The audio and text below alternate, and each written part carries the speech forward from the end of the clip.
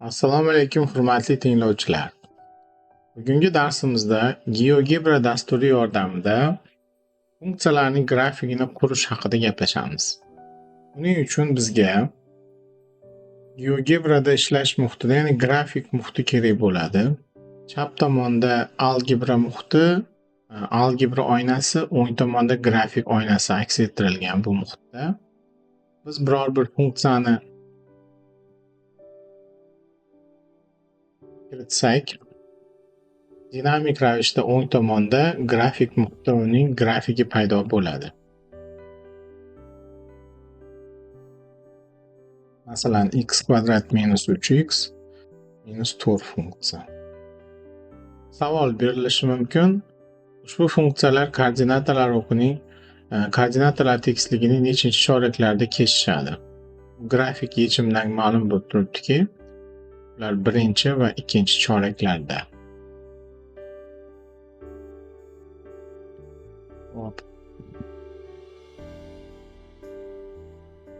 Keling, biror bir funksiyani grafikini qurish va undagi o'zgarishlarni GeoGebra dasturi yordamida qanday ko'rsatish, uning imkoniyatlarini qanday foydalanish haqida gaplashamiz.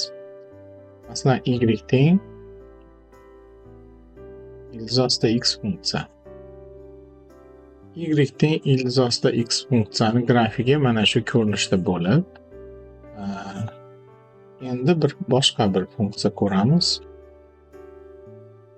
Aytaylik, x minus 2 funksiya yoki x plus 3 funksiya. Demak, dastlabki funksiyamiz yashil ko'rinishda edi, keyingi funksiyamiz qizil ko'rinishda bo'ldi. X plus 3, ya'ni plus 3 ni hisobiga funksiya grafigi chap tomonga 3 ta qadamga siljidi. Ya'ni qo'shib borilayotgan sonning vazifasi funksiyaning grafikini hech qayerda o'zgartirmasdan faqatgina chapga nechta qadam qo'shilayotgan bo'lsa, shuncha qadam chapga siljitishni ifodalaydi. Keyingi funksiyamiz y teng x minus 2 funksiyasi. Asosida x minus 2 funksiya. Dastlabki funksiyamiz bizda demak ildiz ostida x edi. E'tibor bergan bo'lsangiz, funksiya minus 2 ni hisobiga, mana bu yerda minus 2 ni hisobiga funksiyaning grafigi faqatgina o'ng tomonga ikkita qadamga siljitildi xolos. Demak, qo'shilayotgan yoki ayrilayotgan sonlarning ildizning ichidagi ma'lum bir vazifalari mavjud. Endi yana biror bir funksiyani ko'raylik. X tashqarida biror bir son qo'shib berilayotgan bo'lsa-chi. Dastlabki funksiyamiz ildiz ostida x edi. Mana bu yashil ko'rinishdagi funksiya. Ildiz ostida x plus 3 funksiya. Demak, u faqatgina funksiyani grafikini o'zgartirmasdan 3 burlik yuqoriga olib chiqdi xolos. Demak, plus 3 ning vazifasi yuqorida uni olib chiqib ko'rsatishdan iborat xolos. Keyingi funksiyamiz x aytaylik minus 4. Demak, dastlabki funksiya mana bu yashil ko'rinishdagi ildiz ostida x funksiya edi. Keyingi funksiyamiz ildiz ostida x minus 4. Demak, tashqaridagi sonni qo'shib ayrilayotgani vazifasi funksiyaning grafikini yo yuqoriga olib chiqadi yoki pastga siljitadi. Buni GeoGebra dasturida vizual ravishda juda ham chiroyli ko'rsatish mumkin. O'quvchilarda juda ham bu yerda ularni tushunishda katta ahamiyat kasb etadi bu dastur. Xo'p, endi keyingi holat ildiz ostida x funksiyaga biror bir son ko'paytirilayotgan bo'lsa-chi. Demak, dastlabki funksiya yashil ko'rinishdagi ildiz ostida x funksiya edi. Bu funksiyaga 2 ko'paytirilayotganda, demak, yo funksiya yo siqilgan holatda bo'ladi, yo kengaygan holatda bo'ladi. aniqlanish sohasiga ta'sir qilmaydi. Agar u qiymat manfiy bo'ladigan bo'lsa, u OX o'qiga nisbatan akslanadi. Funksiyaning grafigi OX o'qiga nisbatan akslanadi. Masalan, minus ildizosti x bo'ladigan taqdirda ham dastlabki funksiyamiz yashil ko'rinishdagi funksiya edi.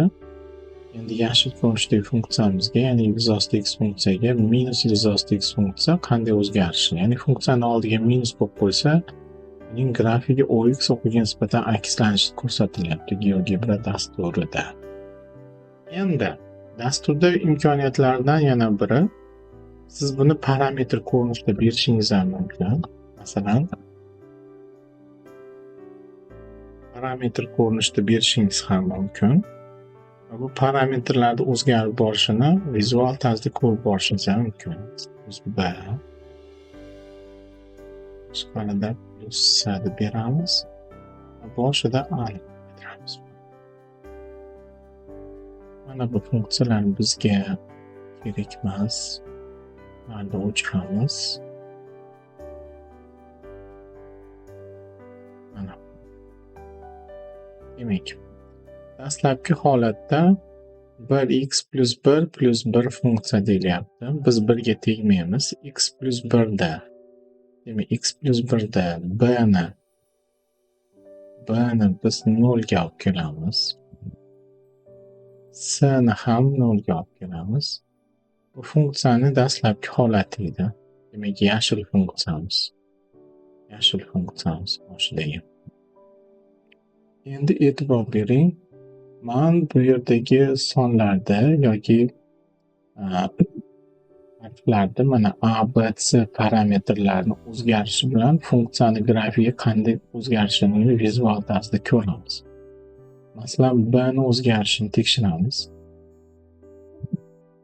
B da, demak, funksiya grafigi agar mana bu sonday bo'ladigan bo'lsa, B ni qiymati funksiya qaysi tomonga o'sib yoki siljayotganligini ko'rish mumkin bo'ladi. Albatta, o'sib kamayish bu yerda bo'lmaydi. Demak, B ni vazifasi B musbat bo'ladigan bo'lsa, funksiyaning grafigi chapga siljaydi. Bu yerda -5 dan 5 gacha qiymat qo'yib qo'yilgan. Siz buni sozlamalarni o'zgartirishingiz mumkin bo'ladi yoki kattalashtirish yoki kichraytirishingiz mumkin bo'ladi bu parametrlarni. Tezligini ham oshirib ko'rsatishingiz mumkin bo'ladi. Tezroq tarzda ko'rsatishi dastur shu imkoniyatlardan foydalanishni beradi. Hop. Endi keyingi parametr C ni o'zgarishini ko'ramiz. C ni o'zgarishini. Mana bu yerda C ni siz belgilab qo'yishingiz mumkin bo'ladi. Hop. Mana C ni qiymati o'zgarishi bilan funksiyaning grafigi qanday o'zgarayotgani ko'rinadi. Funksiyaning mana bu yerda mana o'zgarib boryapti. Mana shu qizil funksiya, qizil rangli funksiyaning qiymati mana shu yerda. Mana ko'rinishi. Demak, C parametri o'zgarayotganda musbat bo'lsa funksiyani yuqoriga olib chiqadi, manfiy bo'lsa pastga olib tushadi. O'quvchilar, o'rganuvchilar uchun bu juda ham qulay bu narsani vizual tarzda ko'rish. Bu GeoGebra dasturini funksiyalar bilan ishlash amaliyotida juda ham qo'l keladigan funksiyalardan biri. Endi demak, A parametrida o'zgarishi nimani hal qiladi? A parametrida o'zgarishi yuqorida aytib o'tganimizdek, funksiyamizning grafini aniqlanish sohasiga ta'sir qilmagan holda uning kengayishi yo siqilishiga ta'sir qiladi. A musbat bo'lib kattalashgan sari u mana shu ko'rinishda bo'ladi. 0 bilan 1 doirasida kichiklashib, agar manfiy bo'lsa, u OX o'qiga nisbatan funksiyaning grafigi akslanadi. Demak, mana A qiymat o'zgarishi bilan u funksiyaning qiymati qanday o'zgarishi bo'ladi. Siz bu yerdagi qiymatlarini mana bu yerdagi sakrashlar, e'tibor bersangiz 0,1 kattalikda kattalashib boryapti. Siz bu kattaliklarni sozlamalardan o'zgartirib olishingiz mumkin bo'ladi o'ziga qulaylik holatda. mana bu yerda ko'rsatib turib, sizga kerakli bo'lmagan parametrni olib qo'yishingiz ham mumkin bo'ladi. Hattoki bir nechta parametrni birdaniga ko'rsatishingiz ham mumkin bo'ladi. Mana A o'zgarganda, B o'zgarganda ular bir-biriga qanaqa ta'sir ko'rsatayotganiga, dastlabki funksiyaga qanday o'zgarayotganiga. Ushbu qadamlarni boshqa funksiyalar yordamida ham amalga oshirish mumkin. Boshqa funksiyalarga ham tatbiq qilish mumkin. So'z bilan aytganda, GeoGebra dasturi funksiyalar bilan ishlash uchun juda ham qulay dasturlardan biri hisoblanadi. Bugungi dars uchun rahmat, e'tiborlaringiz uchun rahmat.